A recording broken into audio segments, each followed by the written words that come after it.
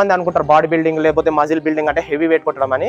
Heavy weight కొట్టడం కాదు, of course heavy weight కొట్టాలి, కాకపోతే దానికంటే ఇంపార్టెంట్ ఎవ్రీ మజిల్ ని డిఫరెంట్ యాంగిల్ నుంచి ట్రైన్ చేయాలి. అలా ఇట్లా సజ్జు ఉందో లేదో, ఒకవేళ లేకపోతే మేము కూడా ఇప్పుడు వాష్రూమ్ లో షూట్ చేస్తున్నాం. ఇది ఇంటికాడ కూడా ట్రైన్ చేయొచ్చు. ఒకవేళ మీరు ట్రావెలింగ్ చేస్తుంటే ట్రావెలింగ్ లో కూడా హెల్ప్ అవుతుంది. ఇది జాగ్రత్త పెట్టుకోవాలి.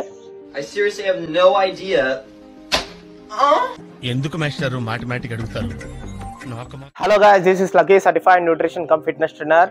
ఈ వీడియోలో మీరు ఇంటి దగ్గరనే ఉండి జిమ్ లో చేసే సేమ్ బ్యాక్ ఎక్సర్సైజెస్ ఇంటి దగ్గర ఎట్లా చేయొచ్చో వితౌట్ ఎక్విప్మెంట్, వితౌట్ డంబుల్, ఒక రెసిస్టెంట్ బ్యాండ్ హెల్ప్ తోన సేమ్ ఎక్సర్సైజెస్ ఇంటికాడ ఎట్లా చేయొచ్చో ఈ వీడియోలో డిస్కస్ చేద్దాం.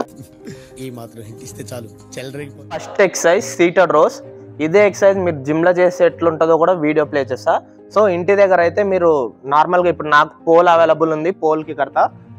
లేదంటే మీ ఇంటి దగ్గర బెడ్ ఉంటుంది కదా, బెడ్ అది చెక్క కట్టవచ్చు. సో రెసిస్టెంట్ బ్యాండ్ ఇట్లా తీసుకొని ఇట్లా వేసినాం, లెగ్స్ ఇట్లా సపోర్ట్ పెట్టుకున్నాం.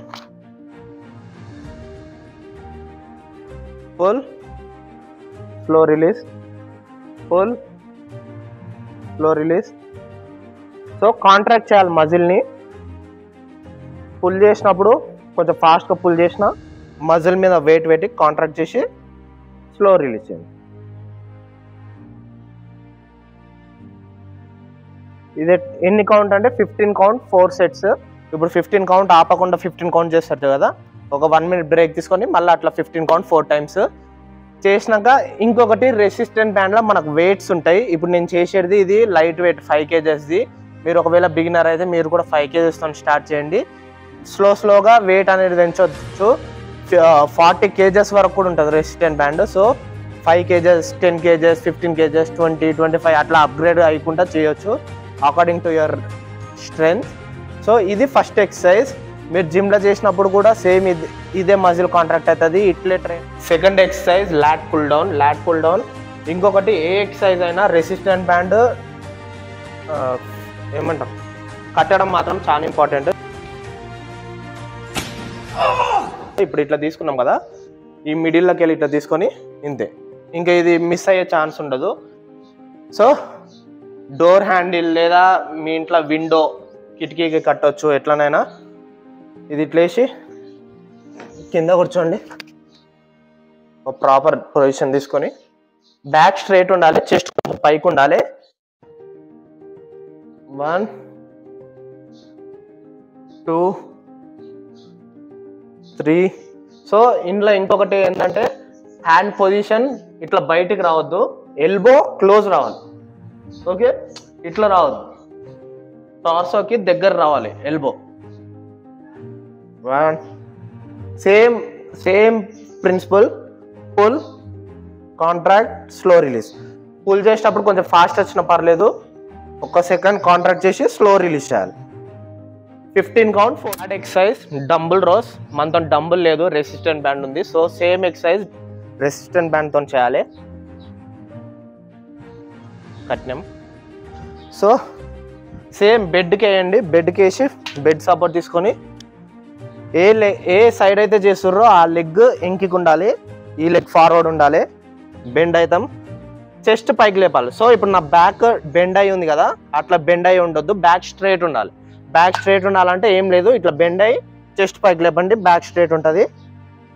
Pull, slow release. సో ఇది మీరు ప్రాపర్గా చేస్తే డంబుల్కి రెసిస్టెంట్ బ్యాండ్కి డిఫరెన్స్ ఏమి ఉండదు, సేమ్ వెయిట్ పడుతుంది. పుల్, ఇది కూడా 15 కౌంట్ 4 సెట్స్.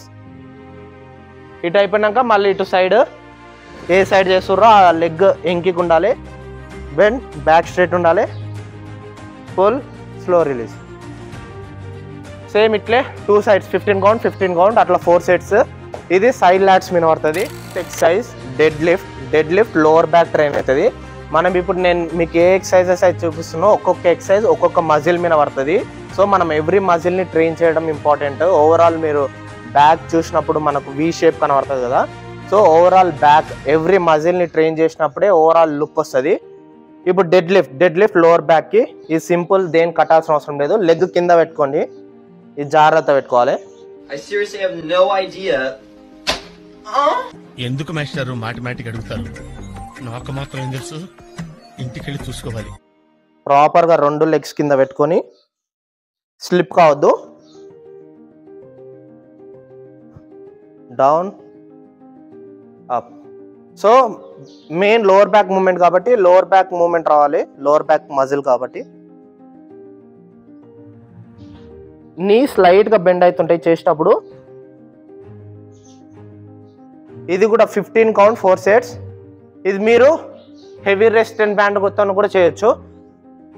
ఇది నాతో ఉన్నది 5 kgsది. మీరు 5 kgsతో స్టార్ట్ చేయండి. ఒకవేళ బిగినర్ అయితే 5 kgsతో స్టార్ట్ చేసి స్లోగా 5, 10, 15 అది మీ స్ట్రెంగ్త్ మీద డిపెండ్ అయి ఉంటుంది. నేను జిమ్లో అయితే వెయిట్స్తోన 30 kgsతో చేస్తా, హెవీ వెయిట్ చేయను. సో చాలా మంది అనుకుంటారు బాడీ బిల్డింగ్ లేకపోతే మజిల్ బిల్డింగ్ అంటే హెవీ వెయిట్ కొట్టడం అని.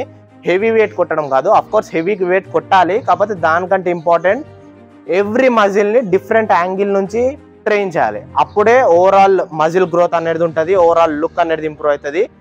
అది బాడీ బిల్డింగ్ అంటే ఎవ్రీ మజిల్ని డిఫరెంట్ యాంగిల్ నుంచి హిట్ చేయాలి. సో ఐడియా లేదు ఎంతమంది ఇండ్లల్లో ఇట్లా సజ్జు ఉందో లేదో. ఒకవేళ లేకపోతే అమెజాన్లో ఒక పోల్ దొరుకుతుంది, అది తీసుకోవచ్చు.